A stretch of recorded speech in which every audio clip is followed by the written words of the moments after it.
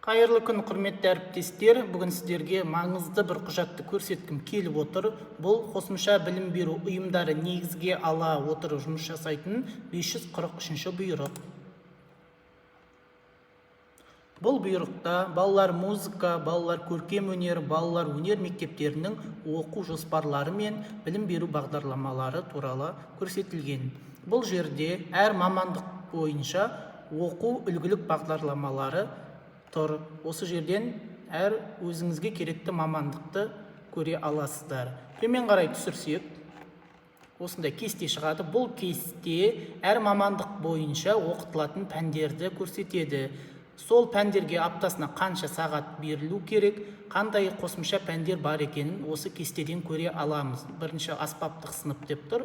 Бұл жерде яғни домбыра, қобыз, тағы басқа аспаптарды көруге болады. Мен сіздерге өзімнің мамандығым дәстүрлі бойынша қандай сағаттар меңгерілу керек екенін көрсеткім келіп отыр. Біздер дәстүрлі ән, эстрадалық ән, академиялық ән, вокал сыныбына жатады. Жалпы үш мамандықтың сағаттары бірдей. Яғни дәстүрлі әнде 5 жыл және 7 жыл оқуға болады. Даярлық сыныбынан басталады.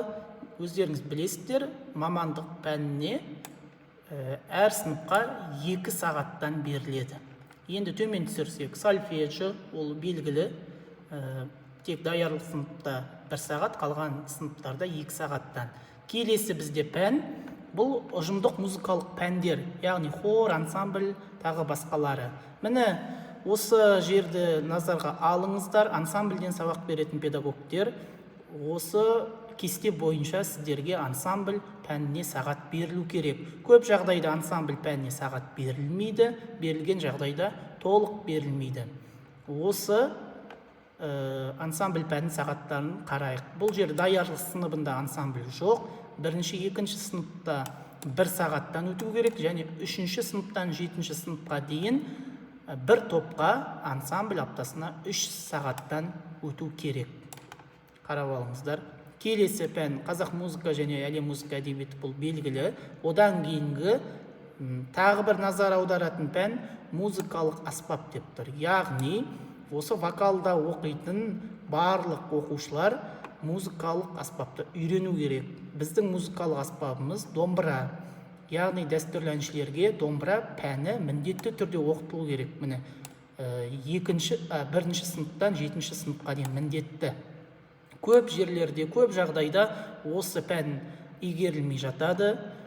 Егер осы пәнді домбырашылар оқытса, біздің жұмысымыз жеңіл болатын еді. Яғни оқушының постановкасы деп айтамыз ғой, соған бізге көптеген көмек тигізетін еді. Қарап алыңыздар, музыкалық аспап деп тұр.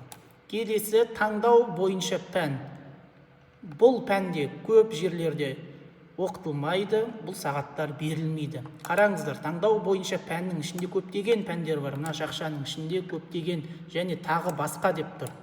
Сонда қосымша 1 сағат оқушының таңдау бойынша осы пәндерге баруға тиіс. Енді бұл пәнді негізі мамандық сабағына қосуды дұрыс деп санаймын. Мысалы, нотаны парақтан оқу деп па, вокал дауыс қою деп па, осылай оқытса жақсы болатын еді. Сонда бала сізге аптасына 3 рет келеді, сонда жұмыс нәтижесі өте жақсы болатын еді. Қараңыздар, таңдау бойынша пән даярлық сыныптан бастап бар, 7-ші сыныпқа дейін. Егер осы сағаттар толығымен меңгерсе, біздің оқу процесінде жақсы үлкен нәтиже болатын еді. Міне бұл жер ары-қарай төмен түсірсек, концертмейстерлердің сағаты тұр. Енді жаңағы таңдау бойынша пән деген мына жерде аспаптық сыныптарда да бар. Міне қараңыздар, даяр сыныптан 9-ші сыныпқа дейін бар. Яғни олар нотаны парақтан оқу деп аласыз ба, немесе олар вокалға бара ма, оны оқушының өзі таңдайды. Ал әріптестер, осы бұйрықпен танысыңыздар. Пікірге жазыңыздар, осы сағаттар сіздерде толығымен меңгеріле ме, әлде сағаттар берілмей ме? Қазір білесіздер, сағат мәселесі өте ауқымды түрде жүріп жатыр. Міне осы сағаттардың бәрін біз меңгеру керекпіз.